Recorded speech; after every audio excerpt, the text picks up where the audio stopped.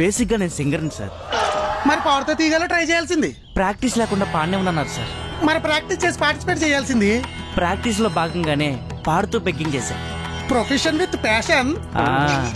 ఓ రోజు కాలనీలో పెద్ద పెద్ద వాళ్ళందరూ మీటింగ్ పెట్టి నన్ను ఇన్వైట్ చేశారు. పాడడానికా? కాదు, పాడకుండా ఉంటాను. సింగర్ అన్నా? సింగర్నే సార్, కానీ బ్యాడ్ సింగర్. ఇదొకటి. అంతా కలిసి వంతులేసుకుని మరి నెల కింద కట్టేస్తా అన్నారు. పాడటం ఆపేశా. పాడకుండానే ప్రైజ్ మనీ వచ్చింది. కామన్ డిపాజిట్స్ కోసమే ఈ సెల్ కొన్నా సార్. అమ్మా, పాడి సంపాదించే వాళ్ళు చూసాను కానీ పాడకుండా సంపాదించే వాళ్ళు నిన్నే చూస్తున్నాను రా. అడుక్కు తినిపో. Thank you sir. అలాగే సార్. ఒక్క నిమిషం సార్. అమ్మా, నెంబర్ ఇదేనమ్మా. ప్లే స్టోర్కి వెళ్ళి ముష్టి యాప్ డౌన్లోడ్ చేసుకుని అందులో నుంచి ట్రాన్స్ఫర్ చేసేయండి అమ్మా. ముష్టి యాప్? నేను హోమ్ లోకి వెళ్ళి ఓ 20% పుణ్యం ట్రాన్స్ఫర్ చేస్తానమ్మా, చూసుకోండి. ఏం జరుగుతుందిరా? యాప్ సార్, ఎవ్రీ మంత్ 499 పెట్టి 100% పుణ్యం రీఛార్జ్ చేసుకుంటాం సార్. ఇలా ఎవరైనా మనీ ట్రాన్స్ఫర్ చేసినప్పుడు పర్సంటేజ్ ప్రకారం పుణ్యం ట్రాన్స్ఫర్ చేస్తుంటాం.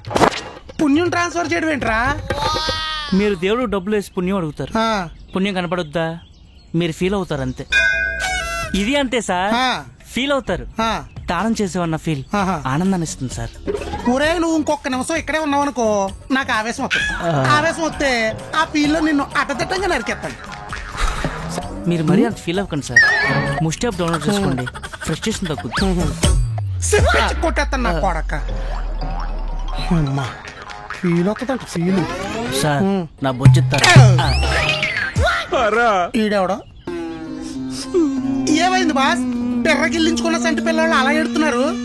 ఇక్కడ చెప్పాలా, ఇంటికి చెప్పొచ్చా? వచ్చు, రండి. మొగంటే అలా వాసిపోయింది.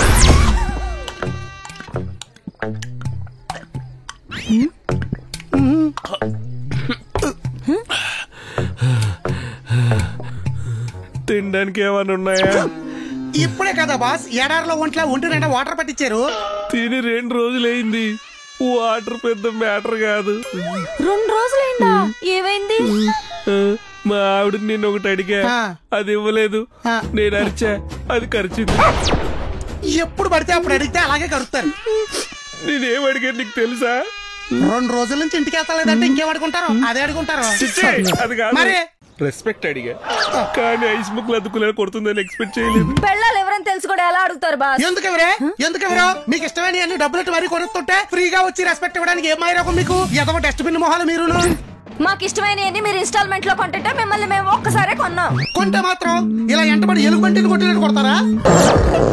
ఎలుగుబంటి మరి కొట్రా? ఎద్దులా ఉన్నామండి, ఎక్కడ పడితే అక్కడ కొడితేనే మాట వింటాడు. ఎద్దా? వెళ్ళిపోతాను. అది నా మాంసం కమిలిపోయేలా కొడితే మీరు నా మనసు ఇరిగిపోయేలా తిడుతున్నారు. అయినా ఈ రేకు డబ్బా మొహాలు ఎవరైనా తెలిసి రెస్పెక్ట్ ఎలా అడుగుతారు బాస్? నేను మీ బాసును కదా, నన్ను పట్టుకుని పాత్ర కడగమంటదేంటి? పని మనిషి లేదా అనిపించేసింది. ఎందుకు? నా బాడీ బలిసిపోతుందని. ఎక్సర్సైజు. నువ్వు నోర్మే. భర్తను పట్టుకుని అందులో బాసును పట్టుకుని బర్రెల్లా బలిసిపోతారు కానీ బాత్రూమ్లు కడిగిస్తారా? బుద్ధి లేదు. లేకపోతే బొగ్గులు బస్తాలంటే బాడీని కడిగించాలంటే స్ట్రీట్ లో డ్రైనేజీలు కడిగించాలా? భర్తనే గౌరవం ఉంది కాబట్టి సింపుల్ గా బాత్రూమ్ కడగమంది మహా ఇల్లాలు. చీనా బతుకు ఇంట్లో భార్యతోనో కొట్టించుకొని ఆఫీసులో ఎంప్లాయీస్ తోనో తిట్టించుకొని నేను చచ్చిపోతారా? చచ్చిపోవడం మనకి రెస్పెక్ట్ ఇవ్వని పిల్లల్ని చంపేద్దాం. చంపేస్తే చచ్చిపోతాం గానీ చరిత్రలో మొగుళ్ళకి పెళ్ళాలి రెస్పెక్ట్ ఇవ్వడం మాత్రం అస్సలు జరగదు. రెస్పెక్ట్ ఇవ్వకపోతే చరిత్రలో సింపేస్తాం గానీ మాకు ఇవ్వాల్సిన రెస్పెక్ట్ మాకు వచ్చేదాకా మేము వదలం. అన్నం పెడతారని వస్తే రెస్పెక్ట్ కోసం ఈ నీళ్ళు కొట్టుకుంటారేంటి? రెస్పెక్ట్ అనేది అంత బ్యాడ్ వర్డ్? వికారాబాద్ లో 2018-19 అప్రాక్సిమేట్లీ ల్యాండ్ వాల్యూ ఎంత ఉండే? 30 లక్షలు 40 లక్షలు ఉండే. ఇప్పుడు సుమారు 2 కోట్లకు వచ్చింది. ఆంధ్ర ఎకానమీ డౌన్ ఉన్నందుకు అక్కడ వాళ్ళు కూడా తెచ్చి ఇక్కడ ఇన్వెస్ట్ చేశారు. నవ్వు ఇప్పుడు ఏంది, అక్కడ ఎకనామిక్ కండిషన్స్ మారబోతున్నాయని జనరల్ ఎక్స్పెక్టేషన్. సో ఇప్పుడు ఇక్కడ పెట్టే వాళ్ళు హైదరాబాద్ నుంచి 30 to 60 కిలోమీటర్స్ 60 to 100 కిలోమీటర్స్ దూరం ఉండే దగ్గర ఇంకా మీకు ఎందుకు అప్రిషియేట్ అవుతుంది?